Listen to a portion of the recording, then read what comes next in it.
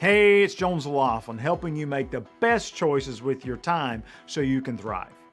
In 2020, a group of researchers followed the work of 30 leaders from the United States and the UK. They wanted to see how they dealt with negative emotions during the time of lockdown, the pandemic, and just overall uncertainty. What they found was fascinating.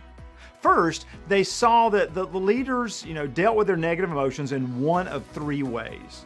One was like a hero. They focused only on the positive and pushed through any challenge that came along. A second group acted like technocrats, meaning they just ignored emotions altogether and looked at tactical solutions. The third group were called the sharers. Those are the ones who openly acknowledged their fears, anxieties, and stresses during this time. Guess which group they found was most successful in building high-performing, cohesive teams? You got it, the sharers. Why, you might ask? Don't we want our leaders to be heroes? Absolutely. But when it comes to negative emotions and creating an environment where they can be dealt with, the hero approach isn't always best. One of the reasons is because it creates a disconnect between you and your team. They see you not showing any emotion and not talking about the challenges you're experiencing, and so they think, well, something must be wrong with me because I'm having some challenges and I've got some negative emotions. The technocrat approach doesn't work as well because you're denying the fact that the emotions even exist, and you start just focusing on the mind side of things, the actions that should be taken, and forget these are human beings you're dealing with who have hearts and minds.